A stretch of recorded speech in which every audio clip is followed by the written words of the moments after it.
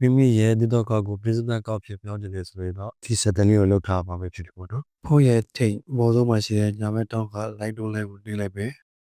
ပြီးလို့ရှင်တော့ setting up privacy ဆိုတဲ့ထဲကိုတွားလိုက်မယ်ဒီမှာအကောက်ဆိုတဲ့ထဲကိုထပ်ပြီးတွားလိုက်မယ်ပေါ့နော်အဲ့မှာ switch to business ကောက်ဆိုပြီးရှိရပါတော့အဲ့ဆိုရင် ကိုဒီနေရာမှာ business ကောက်ဖြစ်ပြောင်းမှလားဆိုပြီးတော့ပြောတာပေါ့နော် business ကောက်ဖြစ်ပြောင်းမှဆိုတဲ့အတွက်ကြောင့်ဒီမှာ business ကောက်ဆိုတဲ့နေရာကိုနှိပ်လိုက်မယ်ပြီးလို့ရှင်တော့ next ကိုနှိပ်လိုက်မယ်ဒီမှာ next ကိုပဲဆက်နှိပ်လိုက်မယ်ဒီ next ကိုပဲဆက်နှိပ်လိုက်မယ်ပေါ့နော်ပြီးလို့ရှင် next ကိုပဲထပ်နှိပ်မယ်ပြီးလို့ရှင် next ကိုပဲထပ်နှိပ်မယ်အဲ့မှာ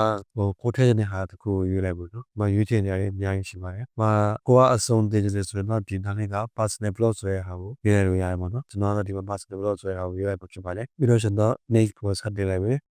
skip ကိုထပ်ပြီး skip ကိုနှိပ်ပြီးကြွားလိုက်မှာပေါ့နော် skip ကိုထပ်ပြီးလိုက်မယ်ဒီမှာကျတော့ business ဆိုတဲ့နေရာကိုနှိပ်ပြီးတော့ web account သွားကြည့်လို့ရတယ်ပေါ့နော်ဒီ business account လုပ်တာညမရသွားပြီးတော့ကြည့်လိုက်လို့ရပါတယ်အဲဒါက business ဆိုတဲ့နေရာကိုကျွန်တော်နှိပ်လိုက်မယ်အဲဒါဒီမှာပေါ်သွားပြီပေါ့နော် business ဆိုပြီးတော့ရပါပြီပေါ့နော် business account ညမရပြန်ဆက်ဖို့ဆိုရင်အကောင့်ကိုပဲထပ်တင်လိုက်မယ်ပြီးလို့ရှိရင်ဒီမှာကြည့်လိုက်မယ်ပေါ့နော်စွတ်တူ personal account ဒီမှာ personal account ကိုပြတာ personal account ကိုပြန်ပြောင်းမှလားဆိုပြီးတော့ကိုကပြန်ပြောင်းနေတယ်ဆိုတော့ဒီနေရာကိုထပ်ပြီးတော့ရွှေ့လိုက်လို့ရတယ်ပေါ့နော်ကျွန်တော်တော့ပြန်ပြောင်းတော့ပါဘူးဒီမှာလည်းရပါပြီပေါ့နော်